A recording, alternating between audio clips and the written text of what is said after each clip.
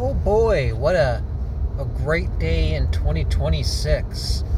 Let's go look at the AI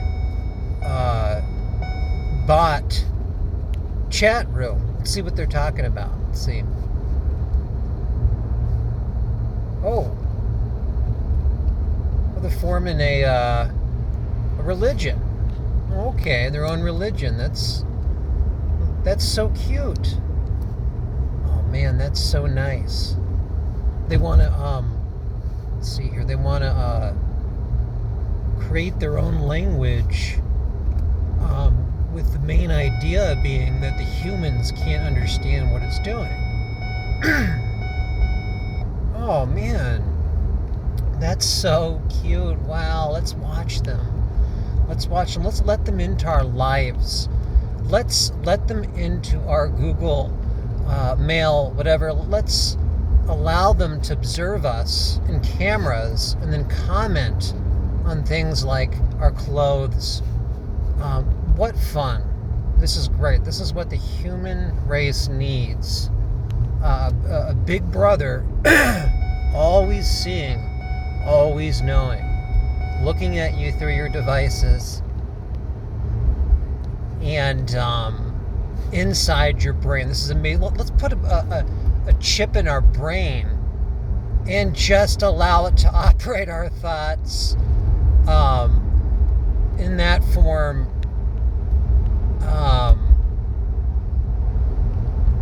What?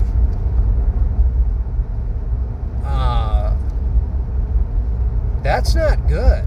That's horrible. Because we're seeing right now, this isn't cute, this isn't fun. The detrimental things that are happening right now are so greater, so much more greater than I thought would ever happen a year ago. This is a dystopian nightmare. I'm not saying that to scare people, because you can operate right past this as long as you tune your consciousness to see right through this.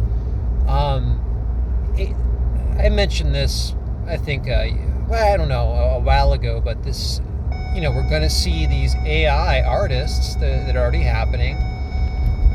They're going to shoot it into a already soulless lower art form like pop music. I shouldn't say soulless, but one that's easy to manipulate. I'm sorry, there's a salt truck going dangerously fast and kind of swerving. And the idea here is not, people are going to say, oh, this is going to take out record companies, going to take out artists. Yeah, it will. But there's something more sinister going on. I always talk about hypnosis and how you have to be hypnotized in all kinds of ways to not see that your consciousness is being controlled. And what's really going on with this AI music is they want you listening to these evil sound waves, these tainted sound waves created by this evil consciousness. There's a store that I go into all the time just to grab stuff, and they have some kind of AI jingle happening. It makes me sick. It really does. The thing's completely fake. I even asked about it just to verify that it was fake. And you can tell, for the most part, it just makes you sick. And again, there's nothing human about that. You can't even compare an artificial piece of music to something that a human can do. And this is what they're gonna do. This is absolutely gonna happen. There's gonna be a revolution of these people considering themselves composers that are doing this. And then they're gonna bring up people that have handicap disabilities so that you autopilot have to assume that that's a good thing. And here this goes back to one of the most important things about art here. Art is not for everybody. And this is extremely confusing in like pop music culture. If you can do something, that's great. If not, you look upon it with awe. It's not, I want to do that. I have to do that. Everybody gets to do that. That's the kind of culture we're living in, where people are forming subcultures and countercultures with the key focus of removing the talent. It's all just like this mirage. Again, you blow into a saxophone, you beat on a drum. It requires energy and breath. And if you're lucky enough to have a couple, years in this life that you can do that, or if you can just do it or not do it, that's great. You can partake in it.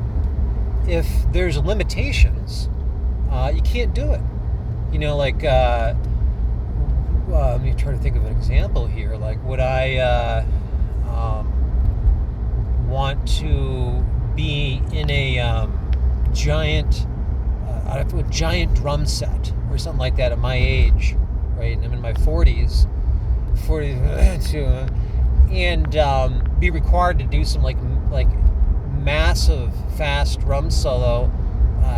No, I mean, I wouldn't want to do that, but I would want to see someone do it. And the reason I wouldn't want to do that is because I'm old, and this is how you're a mature adult. You don't want to go. I don't want to go. I want to do that, and then hook all this artificial stuff up to you. No, you're taking out the human element. It's no longer there. It's okay. It's okay to use like a drum pattern or something like that you compose and place all the pieces and then let it run. It's not okay to let the drum pattern then take over.